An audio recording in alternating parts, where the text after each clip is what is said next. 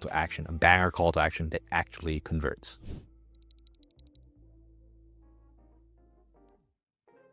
Call to action, CTA, is basically a prompt at the end of your video to get the viewer to take what action you want them to take, right?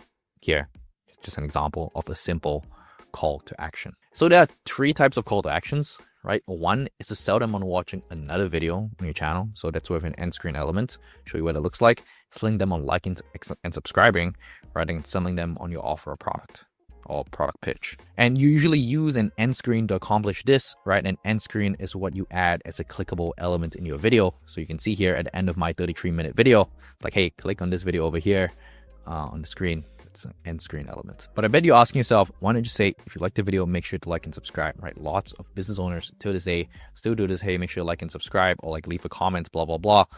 All of that doesn't really matter, right? Because if the content is valuable enough, the viewers will like and subscribe on their own. And kind of, there's this thing on YouTube right now where like subscribers don't really matter.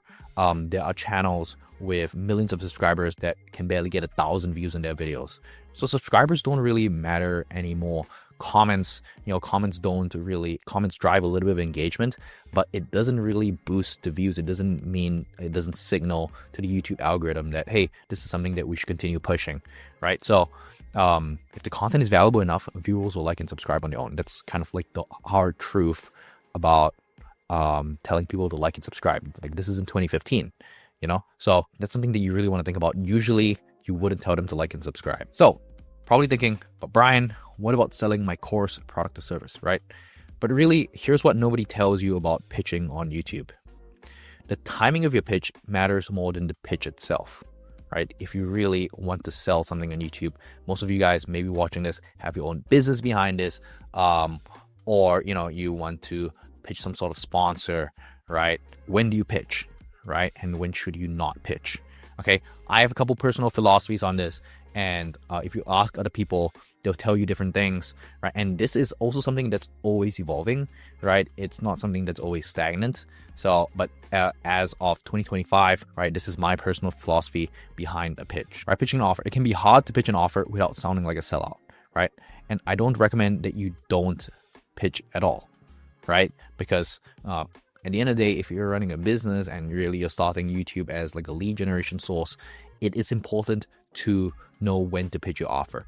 But if you pitch your offer too many times, right, in your videos, your core audience will eventually think that you're a sellout and, won't come back to watching your channel. So you need to do it very smart. In general, my philosophy is that you only pitch an offer in a 40-minute plus videos, because that's when the viewer has gotten massive amounts of value from your video. And I feel that's the only time that you have permission to pitch. Other than that, generally wouldn't pitch to the viewer, because if your video is 10 to 20 minutes long, there just isn't enough information transferred to justify a pitch. So really, just don't pitch unless you have a 40-minute plus video, because after 40-minute plus video, right, if you tell them to book a call, if you tell them to buy whatever product or whatever course that you have, I think it makes sense. After they've watched from start to finish, they really understand all of the sales arguments, really their beliefs has been broken, and they trust you because they've learned a lot from watching your videos. Then does it really, really, really make sense to do a pitch at the end of the video? Otherwise, I personally wouldn't hard pitch anything. I wouldn't do anything too crazy with regards to pitch, especially not in a 10 to 20 minute video. So that's something that you definitely want to be conscious of. So what do you pitch, right? Instead of in a 10 to 20 minute video just pitching people to buy a product at the end of every video, you should pitch another video, right? So when you do a call to action at the end of your video to another, the end screen click-through rate will increase, right? So when viewers go from one video to another on your channel to another on your channel, it creates a sort of spider web that will solve all of your prospects' problems at one time. So really, you want to think of your YouTube channel kind of as a spider web. And when someone gets caught in one of your videos and they watch it to the end because it's a good video, they'll watch another video. And then this video will end screen call to action to this other video, to this other video, to this other video, to this other video, to this other video. So eventually it becomes like a spider web. As long as someone gets caught in it and watches your high quality video all the way to the end, they'll start watching more videos on your channel, and that really increases the session time. That really increases kind of the viewer satisfaction from watching your video. So this is a big reason of why I really like pitching to another video, because it gets people to watch even more, right? Increases the watch time on your channel, as I said, right? Which leads to a boost in the algorithm. So really, for example, if you post a video that's a 1 of 10, right? This video is kind of like about ideation, about storytelling a little bit, and kind of like there's different stuff that we talk about within that, right? And at the end of this video, my call to action was, hey, if you want to learn how to write hooks, call to actions, and a body, how to research your time in half, I highly recommend that you watch my full script writing guide. I go through everything that you need to know about how to write a great YouTube script. It's about an hour and it's 30 minutes long, but I guarantee it's the best video that you will watch today. All right, click over here to watch it, and I'll see you in the next one. Right, and then you add end screen elements at the end of it, taking them to the full 1 hour course. Guess what happened, right? Really, you can see a spike, right? You can see that there's a big spike just because I did a call to action at the end of the video, right? With one video popping off. So kind of when you have one video that performs well, that gets people to watch till the end, that is an incentive for them to come back and watch another of your video that you did an end screen click-through rate on. And because I did this with like a lot of my videos, right? My full script writing course, that was me with my glasses, continues to get views. It's at about 220K views right now. All this you can do by writing a strong call to action. So here's how you can do the same thing. I'm going to give you my framework for writing end screen call to actions. It's nothing super duper complicated, and you can literally write it within 5 minutes, right? And really, if you can write it within 5 minutes and you can get outsized returns if you have one video that performs well, it's literally free views, spend 5 minutes on it, nothing super complicated, right? And remember how I mentioned getting 3 times more clicks on end screens than the average YouTube channel, right? This is the 3-part framework I use to achieve that. It's nothing too crazy. It's the hook, curiosity, action framework, right? And this can be written in less than 100 words, maybe like 50, 60 words, right? If need be. It can be written as short as that. Doesn't have to be super complex with this call to action. Really, simplicity is the name of the game, right? When I explain any of these, if it seems complex, kind of like my job is not done well. Really, I want to break this down into something as simple as possible. So hook, curiosity, action. You want to hook their attention just before the end of the video, because that's when they think there's no more value. So at the end of the video, they can kind of see the timeline. You want to hook them in one more time, right? So an example is, hey, so that's how you can edit 3 YouTube videos in only 1 week while working 4 hours per day.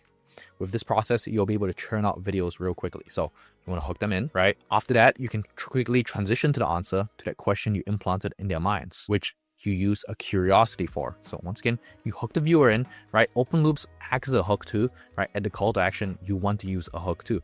Like the hook, this hook is also function as an open loop, creates some sort of curiosity. And really specifically in this curiosity, you want to create a knowledge gap, which creates demand for what you're about to pitch next. So for an example, but a fast turnover means that you can start taking in more clients. So we hook them in again. It brings up a new problem that the viewers need to solve. So now that you know this, and I've solved your problems with this, and you can edit videos much faster, here's a new problem that you're gonna have. This is the next problem that you're gonna have, right? So you bring in a new problem that can be solved for them, right?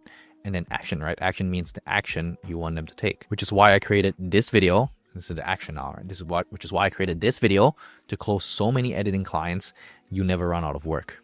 Link, and then you just thank them for watching. You can thank them for watching if you want. Simple. After introducing a new problem, encouraging viewers to solve that problem by watching the next video. There you go. It's the hook, curiosity, action framework. And because of that, they click on to watch your next video, and the click-through rate source, right? And clean click-through rate is better. And once again, I always get the same question: is it worth the effort? The typical end screen element click-through rate to another video on your channel is 3%. Really, if maybe you don't write it super well, right? And it increases to 5%. That's an extra 60% of people.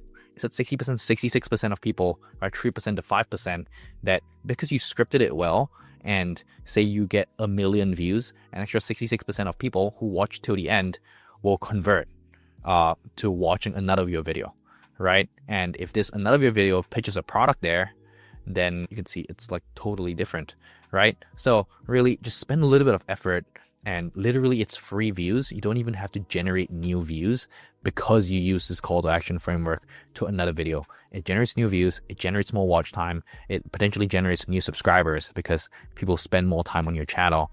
And yeah, it's just much better. With my channel, my clients' channels, right? Using this framework, our end screen element click-through rate is always above average, right? If it's not 5%, it's 10%. It can go up to 15 to 20% in some videos when the link between the two videos is super compelling.